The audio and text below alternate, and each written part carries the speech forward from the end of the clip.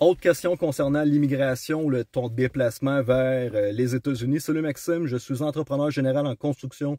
Je te suis depuis plusieurs années. Moi et ma conjointe avaient déjà pensé plusieurs fois quitter le pays, malgré notre fille de 6 ans. Donc, votre fille de 6 ans, ce n'est pas un enjeu.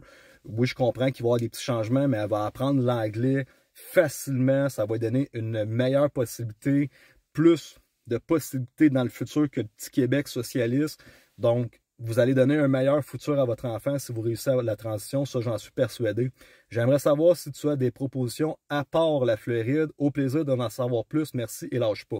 Donc, à part la Floride, effectivement, bon, la Floride parce qu'on est sur le bord de l'eau, Miami Vice, toute la patente, c'est cool, on est comme sur un club med, mais la réalité avec la Floride, c'est que le coût de la vie est quand même assez dispendieux. La vérité, c'est que se loger, les maisons sont extrêmement chères. Les appartements, condos en location, juste pour vous dire, moi, downtown Fort Lauderdale, c'est une belle place que je suis, là. OK? C'est 2 chambres, 2 salles de bain, piscine, spa, gym intérieur. T'es comme dans un étoile 5 étoiles, dans un hôtel 5 étoiles, mais c'est 3000 US par mois. Ça veut dire que ça tourne aux alentours de 4500 Canadiens par mois. Ça fait mal au portefeuille, je vous le cacherai pas. Plus ton électricité, plus ton Wi-Fi, plus les assurances, plus tu comprends que tu rajoutes des choses. Qu'est-ce qui coûte cher en Floride aussi, c'est les assurances maison, habitation. Bon, il y a des ouragans, il y a des inondations régulièrement, fait que les chars, ça coûte cher de te faire assurer. Fait que c'est là que ton budget de portefeuille va faire mal. Le reste, tes impôts sont super inférieurs. L'épicerie ne coûte pas plus cher qu'au Québec et tu as des solutions comme le Aldi que c'est vraiment beaucoup moins cher. Fait que ça, c'est les avantages. Mais je comprends que le profil de la Floride, ça n'adresse pas à tout le monde.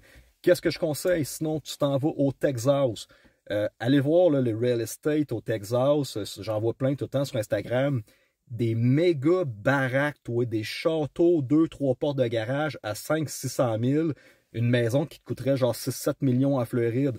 1,5 million, une maison à 1,5 million au Texas, c'est un ranch, je pense, tu as 8 portes de garage, puis c'est énorme, OK? Donc, tu as l'accès à la propriété, tu n'auras vraiment pas la même maison au Texas, mais tu n'as pas de mer alentour de toi. Ce n'est pas le mode de vie plage. Ensuite de ça, ben, c'est simple, vise tous les États qui sont 100% républicains conservateurs.